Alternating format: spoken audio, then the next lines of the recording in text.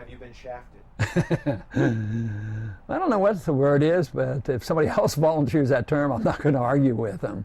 But something strange went on all of a sudden that, I got less than I usually had because of a close second place. It seemed like the reverse should have occurred. Because I've always argued that, it's not as much and exactly like candidates won, but I thought I've been treated pretty fairly and all, over the years and even in the last year, even since the campaign's been going on. But it was a bit strange about what happened on the weekend. And I had been asked, was I shocked that it happened?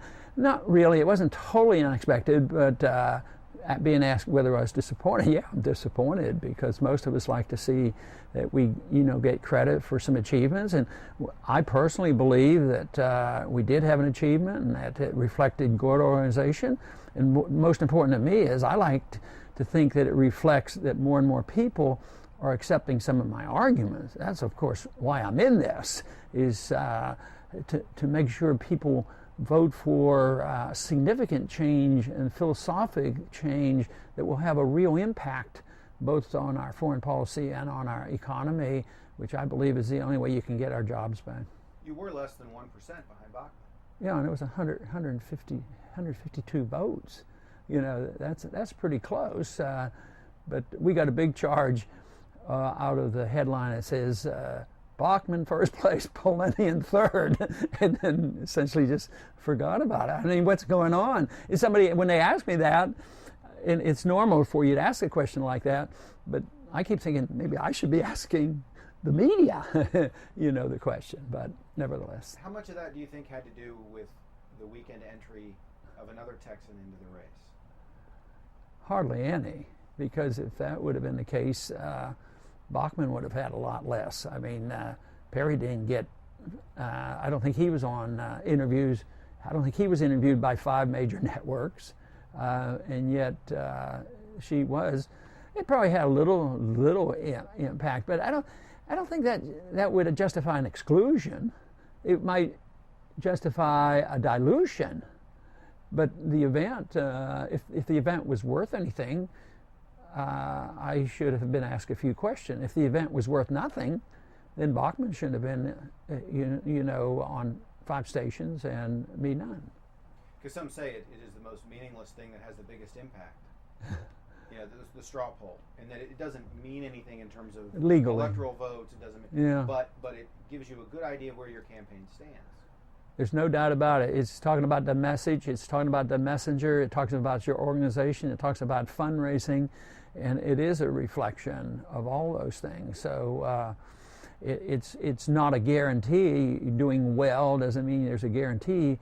But doing lousy, is an indication that you might not have the organization that you need. You finished second in the straw poll. Last quarter, you were second only to Romney in fundraising. And yet some people still seem to question your electability. Are you electable? Well, obviously, I think so. I wouldn't run, So it's interesting that when even some of the major networks that questions my electability, when they do the polling and they pick out a candidate and do a poll against Obama, I do pretty darn well. I'm either first or second on that. And that's really all that counts. And most of the time, political parties are looking for the individual who can win. To a degree, don't overly challenge the status quo, and this is one thing that I think I can compete with any of them. I'm convinced personally that the views I express are the views that the majority of the American people want, and that the other candidates can't quite say it. They can't come down hard on our useless expansionary militarism around the world and all the money we're wasting there. They don't talk about the Federal Reserve.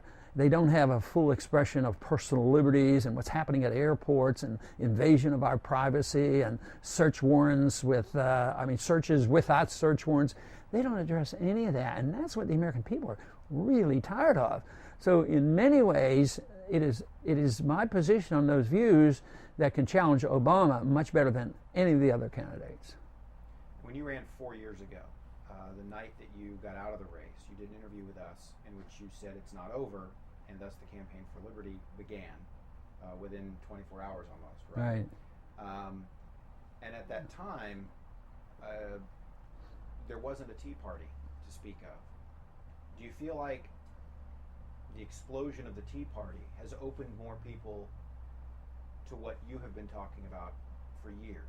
Oh, absolutely. And actually, even before that campaign ended, in the middle of that campaign is when people started calling themselves the Tea Party people. The big fundraising day was a spontaneous group of people around the country just getting together and let's have a tea party, to make the point. And that was the time they raised $6 million in one day. And that was a grassroots effort. I think that was really the beginning.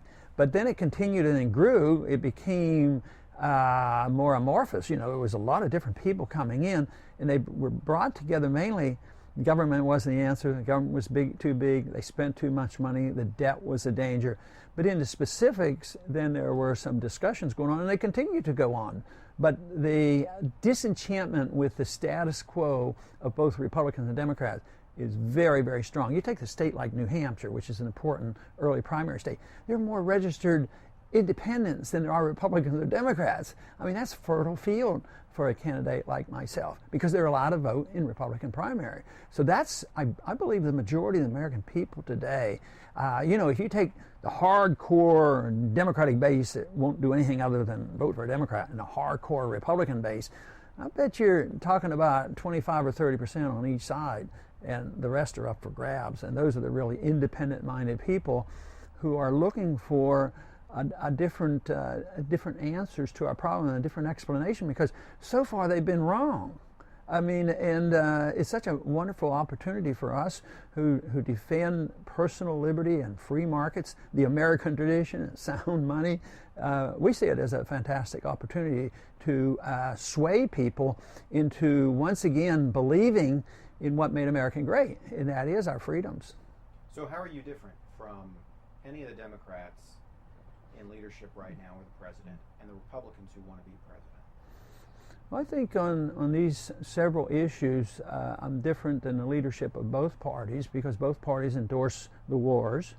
Both parties endorse the Patriot Act, the invasion of our privacy, the destruction of the Fourth Amendment. Both parties support the Federal Reserve System. But that's not the whole party, because the grassroots of the Democrats and the Republican Party and the independents all want transparency of the Federal Reserve. But leadership-wise, and those people who are running for office, they don't want to rock the boat on any of these issues. There's too much invested in the military-industrial complex, and I think that's pretty significant. You talk about what the American people want in the way of transparency with the Federal Reserve. The American people also seem to want in polling for both parties to stop the gamesmanship and work together and figure out the problems. With you as president, could that happen? I think more so than any other ones, because any other candidate that might be president, is because sometimes when they want to work for the other side, they say, well, we want to do that and we have to sacrifice and we have to compromise our principles.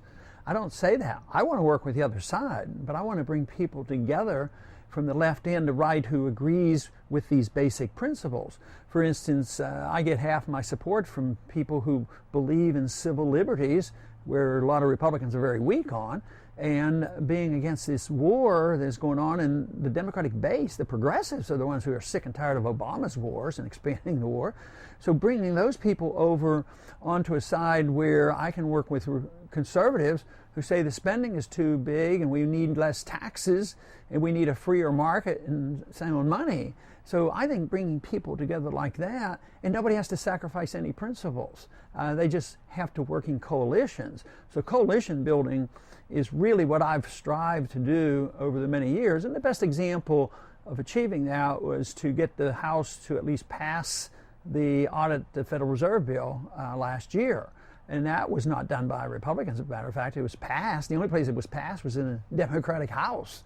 And that to me is rather astounding. It even surprised me and amazed me that we were able to get that far. Of course, it didn't get passed, but the whole country now, the whole world now knows that monetary reform is on our doorstep. The only question is will it conform to our Constitution, or will monetary reform include the IMF and the World Bank trying to take over the problems that we have and have their own other currency? That's really what's going on right now. The debt ceiling crisis had a lot of people, worried. As a result, the American people like Congress less than they've ever liked them at 13%, according to Gallup. What do you think about what just transpired over the last month? I think it reflects the fact that we're bankrupt and nobody likes it and nobody wants to quit spending, but they have to talk a lot about it and recognize there is a problem, but they have no answers because they don't understand how serious the problem is. They don't understand how we got to this, so they do a lot of bickering. They're not about to change what you have to change. You have to change, and this has to do with the people too. We have to decide as a people whether we're going to continue with this appetite for entitlements, but they're not unsustainable. We have to decide whether or not we're going to be the policeman of the world. They're not addressing that, but they're out of money. And the more they try to solve our problems by doing exactly what got us into the problem, the worse things get. So they say, well, Congress can't solve it, so we're going to have 12 people out of the Congress and appoint them, and they're going to come up with the answer. That's preposterous. And it's so flagrantly unconstitutional to say that Congress no longer can amend and decide what to do. And so I think it reflects the fact that we're bankrupt and they don't want to admit it and they don't want to change their appetite for big government. So what's the answer? The answer is, well, to simplify it, we got in this trouble because we have had too many people, presidents on down, that had no respect for the Constitution, no understanding how freedom really works. So we have to have a restoration of a conviction and understanding how freedom works and how the market works, but also only send people to Washington that are dedicated to the rule of law. That they can't just say, oh, the Fourth Amendment, that's no big deal. We can get rid of it because we want to be safe and secure. You have to have people with firm conviction that the Constitution can solve our problem.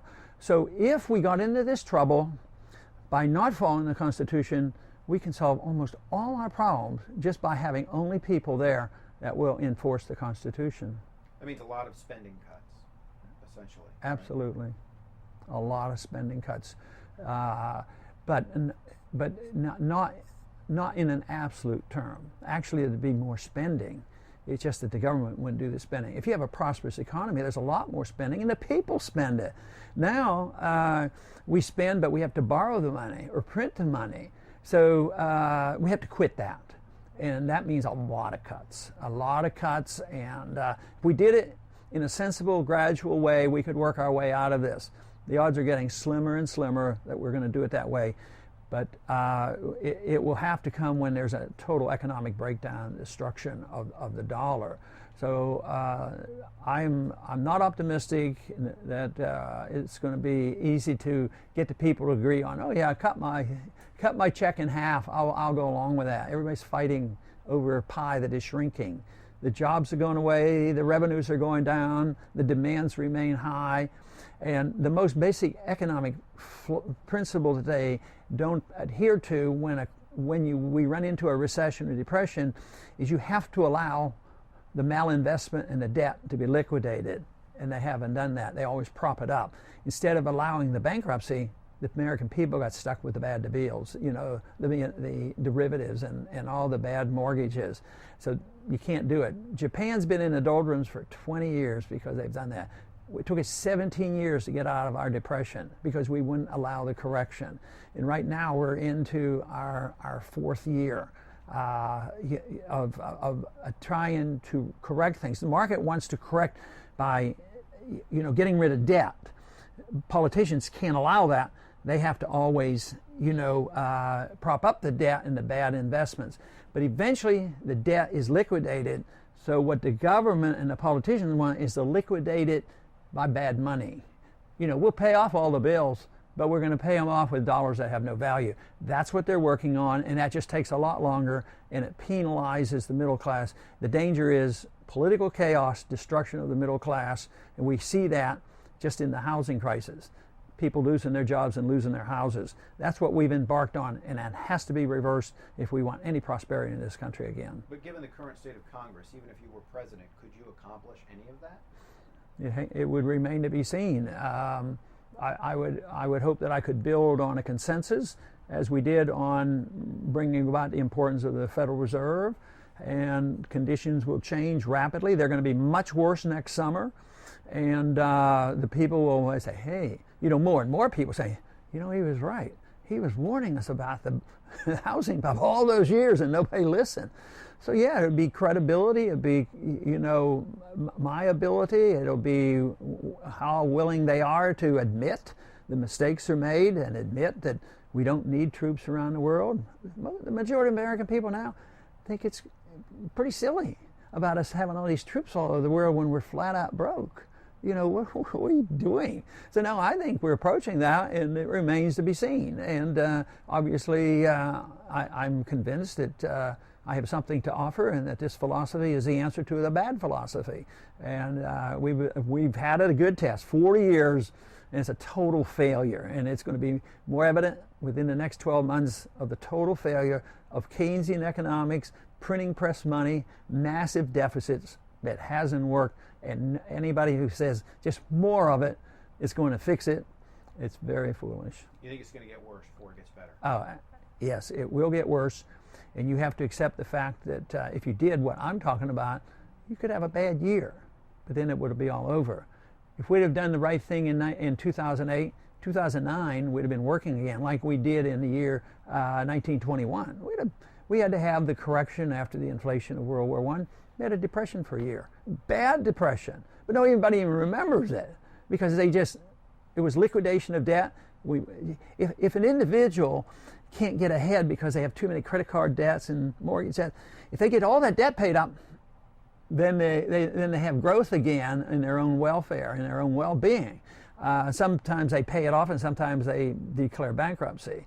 And a country has to do that before you get to growth again. So it's convincing people that they have to accept this whole new concept of liquidation of all the mistakes made over 40 years plus. And that is why it's so crucial. But it will happen. If we don't do the right things, it just lasts longer and it's more painful. I want to ask you a couple questions. Put on Twitter that I was going to be interviewing you and ask people if they had some questions. I'm going to read you a couple of questions. These are not mine. You mean already you got some questions? I did this morning on the way here. A couple of them are serious. One is not so serious. Is Ron Paul worried his isolationist policies might bring greater bloodshed? The U.S. stayed home before World War I and II. Well, he's reciting a fallacy. I'm not an isolationist. I'm a non-interventionist. And some people, matter of fact, even on the stage, one of the candidates once said, well, Ron Paul caused World War II, But that is so foolish. Intervention causes it. Trade barriers cause war. Isolationism and protectionism isn't good for the world. But non-intervention means that you should trade with people, be friends with people. Just think of the difference how we get along with Vietnam now. No fighting and killing, and they've become westernized without us forcing guns down their throats. China now has become a westernized bank. We can't exist without China loaning us money, and we're not fighting and killing each other. When we were in their backyard, stirring up trouble, fighting and killing. So no, it is intervention. We wouldn't be in the Middle East. It creates the war. We're in the Middle East for no good reason of our own. It's not for our national security. It doesn't provide security. So exactly the opposite is the case. If you have non-intervention, you're less likely to have wars. If you have intervention and become the policeman of the world, expect the wars to last until you change your policy. Another question. Mr. Paul, why is the media ignoring you to the extent to not mention you at number 2 in the poll? They mention number 1 and 3. Why? Good question. I don't know if I have the answer because we have to ask those who do those kind of things. I believe personally that I am gaining recognition in the campaign, and it's a threat to a lot of people. It's a threat to the military-industrial complex. It's a threat to the bankers, the big corporations who get all the benefit. It's a threat to the people who preach that we have to be in the world and be in all these countries. So I think it's big banks, big money, big corporations, and the people who want to be the warmongers. If our views, keep growing in popularity as they are, it's a real threat to the establishment. So the establishment is well protected in many of those individuals that control the 5 major networks. Last one. Does you think Ben Bernanke would get beaten up if he came to Texas? Intellectually, I hope so, but never physically. And because I am a strong advocate of nonviolence. I think this is an intellectual fight. But no, Bernanke is going to get beat up. He's going to go down in history along with Alan Greenspan for the 2 individuals most instrumental in both creating the bubble, that would be Greenspan, in Bernanke perpetuating the bubble and destroying our currency. History will prove that they were no economic giants whatsoever.